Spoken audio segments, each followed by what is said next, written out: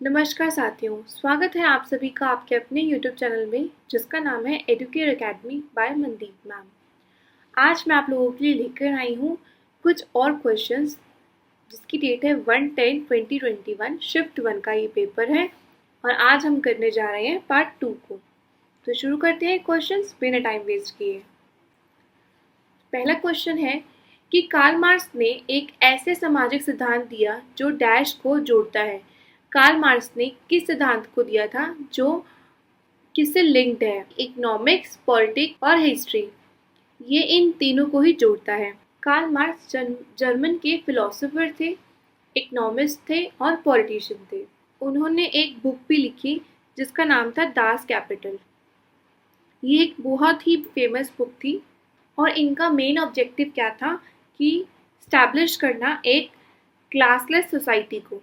तो option D is the right answer. Question number 2, निम्नलिखित में से कौन सा कथन सही है? मार्क्सवादी समाजवाद का मानना है कि समाजवाद केवल हिंसक क्रांति से ही प्राप्त किया जा सकता है। ठीक बात है ये। विकासवादी समाज का तात्पर्य है कि किस राज्य के तख्ता पलट की कोई आवश्यकता नहीं है। ये भी ठीक है। तो option C is the right answer, क्योंकि कार्ल मार्क्स का मानना था कि हमें मजदूरों को एक ऐसा समाज बनाना होगा जिसमें जितनी भी सारी संपत्ति है वो पूरे समाज का यानी सामाजिक नियंत्रण और स्वामित्व रहे उसके अंदर। और मार्क्सवादी समाजवाद का मानना था कि जो सर्वहारा वर्ग है, सर्वहारा वर्ग हिंसक क्रांति के बाद ही समाजवाद को प्राप्त कर सकता है। और जो विकासवादी समाजवाद है वो क्रांति में बिलीव नहीं करते थे, वो बिल्कुल शांति प्रिय तरीके से समाजवाद को प्राप्त करना चाहते थे। तो option C is the right answer. Question number 3, Charles Fourier के संदर्भ में निम्नलिखित में से कौन सा कथन सही है? वह बड़े उद्योग की शक्ति में विश्वास करते थे। उनकी मुख्य रुचि औद्योगिक श्रमिकों के लिए कार्य को सुखद बनाने में थी। तो दोस्तों आंसर है इसका ऑप्शन बी, यानी ये सेकंड वाला ठीक है, फर्स्ट वाला नहीं है। उनकी रुचि थी कि जो भी इंडस्ट्रियल वर्कर है उनका जो काम है वो सुखद बनाना। क्वेश्चन नंबर 4, प्रथम विश्व युद्ध डैश की संधि द्वारा समाप्त किया गया था? तो प्रथम विश्व युद्ध वर्साई की संधि के द्वारा समाप्त किया गया था। वर्साई की संधि पर 28 जून 1919 को एम्पायरल जर्मनी और अलायंस ने साइन किए थे। और इसके पहले जो पेरिस शांति सम्मेलन था वो हो चुका था 18 जनवरी 1919 को। और वर्साई की संधि के द्वारा जर्मनी सेना को निहत्था कर दिया गया था और युद्ध की जिम्मेदारी को स्वीकार करने के लिए और मुआवजा देने की सहमति के लिए मजबूर किया गया था। क्वेश्चन नंबर 5, किसने युगोस्लाविया को फ्यूम के बंदरगाह को सौंपने के लिए राजी किया और 1924 में इसे हासिल कर लिया? तो आंसर है बेनेटो मुसोलिनी। इन्होंने राजी कर लिया था 1924 को और ये इटली के एक राजनेता थे और इन्होंने राष्ट्रीय फासिस्ट पार्टी का नेतृत्व भी किया था और ये फांसीवाद की नींव रखने वाले थे, प्रमुख व्यक्तियों में से एक। इन्होंने फांसीवाद की नींव भी रखी। क्वेश्चन नंबर 6, शुरुआत में प्रथम विश्व युद्ध डैश तक ही विश्व युद्ध सीमित था? तो आंसर है यूरोप तक ही सीमित था। ये 1914 से 1918 तक चला था और ये जो फाइट हुई थी या वॉर हुआ था वो किसके बीच में हुआ था? Main powers and the allied countries के बीच में हुआ था। अलायंस कंट्री में थे फ्रांस, रशिया, ब्रिटेन और सेंट्रल पावर में थे Germany, Austria, Hungary, Ottoman empire और बुल्गारिया, ये सब थे। ठीक है ना। नाउ क्वेश्चन नंबर 7, महासभा, सुरक्षा परिषद, आर्थिक और सामाजिक परिषद डैश के मुख्य अंग है? तो जनरल असेंबली, सिक्योरिटी काउंसिल और the economic and social councils are the main organ of united nation, संयुक्त राष्ट्र। और इसमें 193 members of the UN are represented in the general assembly, यानी संयुक्त राष्ट्र के सभी 193 सदस्यों का राष्ट्रीय महासभा में प्रतिनिधित्व होता है। और अंतर्राष्ट्रीय शांति और सुरक्षा बनाए रखना और संयुक्त राष्ट्र चार्टर के तहत सुरक्षा परिषद की क्या होती है? प्राथमिक जिम्मेदारी होती है। Maintaining international peace and security is the primary responsibility of the security council under the UN charter. याद रखिएगा। क्वेश्चन नंबर 8, 1879 में जर्मनी ने डैश के साथ दोहरे गठबंधन पर हस्ताक्षर किए थे। तो किसके साथ किए थे? ऑस्ट्रिया और हंगरी के साथ। Option D is the right answer. ये एक रक्षात्मक गठबंधन था जिससे युद्ध को रोकने या सीमित करने के लिए जर्मनी के ऑटोवन बिस्मार्क का गठबंधन प्रणाली की संधि हुई थी। उनका मानना था कि ये जो समझौता है वो जो रूसी आक्रमण है उसको रोकेगा। क्वेश्चन नंबर 9, प्रथम विश्व युद्ध में रूस और जर्मनी के बीच युद्ध डैश के साथ समाप्त हो गया था। तो रूस और जर्मनी के बीच जो युद्ध हुआ था वो कौन सी संधि या ट्रीटी के दौरान के साथ समाप्त हुआ था? तो आंसर है द ट्रीटी ऑफ ब्रेस्ट-लिटोव्स्क की जो संधि थी उसके साथ में समाप्त हुआ था रूस और जर्मनी के बीच में युद्ध। 3 मार्च 1918 को इस संधि पर हस्ताक्षर किए गए थे जिससे प्रथम विश्व युद्ध में रूस की जो भागीदारी थी वो समाप्त हो गई थी, एंड हो गई थी। क्वेश्चन नंबर 10, सम्मेलन का दिनांक निम्नलिखित में से कौन सा युग्म सही है? 1958 जिनेवा कन्वेंशन हुआ था, 1971 में रामसर कन्वेंशन हुआ था, 1972 में ऑस्लो डंपिंग सम्मेलन हुआ था। ये तीनों ही चीजें सही हैं, ये तीनों ही युग्म सही हैं। तो option D is the right answer. कि इसलिए हुआ था सम्मेलन जिनेवा सम्मेलन। इसमें था कि जो हाई सीज है ना, जो समुद्री जगहें हैं वो सबके लिए ओपन हुआ। ऐसा नहीं है कि कोई एक स्टेट या एक राज्य जो है वो उसके ऊपर कब्जा करके बैठ जाए। और रामसर जो सम्मेलन है, रामसर कन्वेंशन है, ये एक वेटलैंड्स पे कन्वेंशन था। जो रामसर कन्वेंशन है वो एक आंध्र भूमि पर एक सम्मेलन है जिसे 1971 में साइन किया गया था। इसमें क्या है, जो वेटलैंड्स है और उनके संसाधनों की सुरक्षा के लिए विभिन्न देशों और गैर सरकारी संगठनों द्वारा बातचीत शुरू हो गई थी। इसमें प्राकृतिक संसाधनों के संरक्षण और सतत उपयोग और आधुनिक वैश्विक जो अंतर सरकारी संधियां हैं उसमें पहल की गई थी इसमें। और बात करते हैं ऑस्लो डंपिंग सम्मेलन की। इसमें मारिन जो पॉल्यूशन है या जो सी पॉल्यूशन है उसको प्रिवेंट करने की बात की गई है। ठीक है ना, तो option D is the right answer. Question number 11, 1919 में पृथ्वी की उत्पत्ति की व्याख्या करने के लिए ज्वरीय परिकल्पना किसने प्रतिपादित की? तो आंसर है जेम्स जीन्स ने करी थी। इन्होंने 1919 में ये परिकल्पना करी थी, हाइपोथेसिस दिया था टाइडल वाला। इन्होंने ये परिकल्पना दी थी और पुष्टि की थी इसकी कि सौर मंडल का जो निर्माण है सूर्य और अन्य तारों के संयोग से हुआ है और सूर्य क्या है, एक गैस का बहुत बड़े वाला गोला। ठीक है दोस्तों, आगे बढ़ते हैं। क्वेश्चन नंबर 12, पृथ्वी के बैरिस्फीयर परत के मुख्य घटक क्या है? तो आंसर है आयरन और निकेल।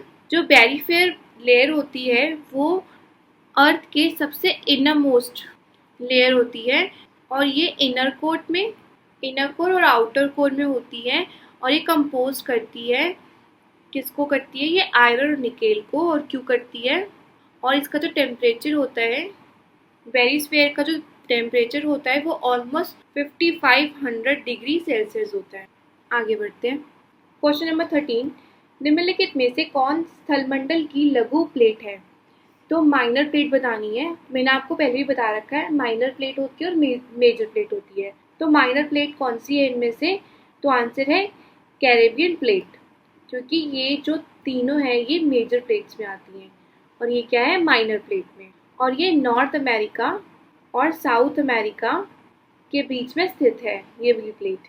क्वेश्चन नंबर 14, किस प्रकार के फोल्ड में फोल्ड के दोनों अंग समांतर और साथ ही क्षैतिज हो जाते हैं? तो आंसर है दोस्तों रिकम्बेंट फोल्ड। रिकम्बेंट फोल्ड के अंदर जो फोल्ड्स हैं वो कैसे हो जाते हैं, पैरेलल हो जाती हैं और हॉरिजॉन्टल हो जाते हैं। दिखाती हूँ मैं आपको, ये देखिए, ये क्या है, रिकम्बेंट फोल्ड। ये ऐसे ऐसे ऐसे होता है। ये जो रिकम्बेंट फोल्ड होता है ना वो ऐसे ऐसे होता है, ठीक है ना, ऐसे ऐसे चलता है। क्वेश्चन नंबर 15, ज्वालामुखी शंकु उदाहरण का निम्नलिखित में से कौन सा युग्म सही है? सिलेंडर ज्वालामुखी शंकु मैक्सिको का माउंट जरूर लो। तो ये ठीक है। जो सिंडर ज्वालामुखी शंकु है, वॉल्केनिक कोन है, वो मैक्सिको के माउंट जुरोलो में है। संयुक्त राज्य यूएसए परिजीवी ज्वालामुखी शंकु अमेरिका का माउंट शास्ता, ये भी ठीक है। और समग्र ज्वालामुखी शंकु सैन स्लावडोर का माउंट इजाल्को, तो ये गलत है क्योंकि जो कंपोसाइट वोल्केनिक कोन है वो कहाँ पर है? जापान का फ्यूजियामा सुना है ना आपने, वो उसका एग्जाम्पल है। ये जो कंपोसाइट वोल्केनिक कोन होते हैं, इसके अंदर जो वोल्केनो होते हैं वो लार्ज होते हैं और ये हंड्रेड्स ऑफ फीट होते हैं और इसके अंदर कंपोस्ट होता रहता है लावा, और ये एक्टिव होते हैं, एक्टिव वोल्केनो होते हैं। ये चलते रहते हैं, ये ना कभी भी फूट जाते हैं, इरप्ट हो जाते हैं, कभी भी पीरियोडिकली इरप्ट भी हो जाते हैं। ये देखो दोस्तों, ये है सिंडर कोन। ये ऐसा होता है सिंडर कोन। इसका जो निर्माण है वो ज्वालामुखी धूल में होता है, ज्वालामुखी धूल से होता है और ये राख और विखंडित पदार्थों का इसमें संयोग रहता है। और मैक्सिको के माउंट जो रेलो में यही वाला कोन है, ज्वालामुखी वोल्केनो है। और देखो पैरासाइट कोन, ये गिरा ज्वालामुखी का लावा और ऐसे ऐसे ना ब्रांचेस बन जाती हैं और ये ना ऐसे बाहर निकल जाता है, तो इसको क्या कहते हैं? पैरासिटिक कोन, यानी परिजीवी ज्वालामुखी शंकु ये बनता है। तो आंसर है इसका option A, C is the right answer. 1 and 2 is the right pair. Question number 16, निम्नलिखित में से कौन सी वायु दाब पेटी को हास्य अक्षांश भी कहा जाता है? तो दोस्तों, ये जो हॉर्स लैटिट्यूड होता है वो फर्स्ट ऑफ ऑल 30 डिग्री से 35 डिग्री लैटिट्यूड के, और ये नॉर्दर्न हेमिस्फीयर में भी होता है और सदर्न हेमिस्फीयर में भी होता है। देखिए, ये है हॉर्स लैटिट्यूड, 30 से 35 डिग्री तक होता है, अक्षांशों के बीच में होता है। ये नॉर्दर्न हेमिस्फीयर में भी होता है और ये सदर्न हेमिस्फीयर में भी होता है। ये देखो, ये इंटरट्रॉपिकल कन्वर्जेशन जोन आ गया, ये भूमध्य रेखा है, ठीक है, इसके ऊपर आएगी। और ये क्या होती है? ये हाई प्रेशर बेल्ट में पाया जाता है। ये कहाँ पाया जाता है? हाई प्रेशर बेल्ट में पाया जाता है। तो दोस्तों, ये नॉर्दर्न और सदर्न दोनों हेमिस्फीयर में होता है, जैसे कि बताया मैंने आपको। और इसे हॉर्स लैटिट्यूड इसलिए कहा जाता है क्योंकि यहाँ पे ना इस वाले एरिया से हॉर्सेस का ट्रेड होता था, और हॉर्सेस की जो ट्रेड किसके द्वारा किए जाते थे? जलयानों के द्वारा किए जाते थे। एक साइड से दूसरे साइड तक हॉर्स को जलयानों के द्वारा या जहाजों के द्वारा लेके आया जाता था। तो यहाँ पे हाई प्रेशर के कारण ना नाव चल नहीं पाती थी, बिल्कुल स्टेबल हो जाती थी, रुकती थी और डगमग करती। तो इसलिए वहाँ पर जितने भी व्यापारी थे जो नाव चला रहे होते थे वो क्या करते थे? हॉर्स को नीचे फेंक देते थे, समुद्र में फेंक देते थे, ताकि जो नाव है वो हल्की हो जाए और नाव चल पड़े। तो इसलिए इसका नाम हॉर्स लैटिट्यूड पड़ गया। तो इसका, और ये कौन से वाले प्रेशर बेल्ट होती है? ये होती है सब ट्रॉपिकल हाई प्रेशर बेल्ट, अभी बताया मैंने आपको। तो option C is the right answer. Question number 17, निम्नलिखित में से कौन सा स्थानीय पवन सहारा रेगिस्तान में प्रचलित है? तो दोस्तों, ये हरमटन है, जो ये स्थानीय पवन है जो सहारा रेगिस्तान में प्रचलित है। ये एकदम वार्म पवन है, ठीक है ना। और ये पश्चिमी सहारा में उत्तर पूर्व या तो पूर्व यहाँ से बहती है। ये देखिए दोस्तों, ये अफ्रीका आ गया, पश्चिमी अफ्रीका। ये हरमटन जो पवन है ये पश्चिमी सहारा में उत्तर पूर्व या पूर्व की तरफ से बहती है। तो option D is the right answer. Question number 18, Fujita scale का उपयोग डैश की सापेक्ष गंभीरता और क्षति का आकलन करने के लिए किया जाता है? तो दोस्तों, जो फ्यूजिता स्केल है वो यूज किया जाता है टर्नाडो की डैमेज को एसेस करने के लिए, आकलन करने के लिए। जो टॉर्नेडोज होते हैं वो प्रचंड स्थानीय तूफान होते हैं और इसमें ज्यादातर जनधन की क्षति हो जाती है। आगे बढ़ते हैं। क्वेश्चन नंबर 19, समुद्र में ज्वार भाटा उत्पत्ति मुख्य रूप से डैश से संबंधित है? तो किससे संबंधित है? Gravitational force of the sun and the moon, दोनों से ही रिलेटेड है। Option C is the right answer. जो ज्वार भाटा होते हैं वो ग्रेविटेशनल फोर्सेस के कारण से होते हैं, सन के और मून के। क्वेश्चन नंबर 20, वायुमंडल की कौन सी परत 50 किलोमीटर से 80 किलोमीटर के बीच फैली हुई है? ये इजी क्वेश्चन है। तो आंसर है दोस्तों मध्यमंडल, ऑप्शन ए, मेसोस्फेयर। इसमें जो तापमान है, टेम्परेचर है, उसमें गिरावट हो जाती है और इसके अंदर अंतरिक्ष में प्रवेश करने वाले जो उल्का पिंड होते हैं इसी वाली परत में जलते हैं। तो इसी के साथ वीडियो एंड होती है। जल्दी मिलेंगे नेक्स्ट वीडियो के साथ। Like and subscribe my channel. Thank you.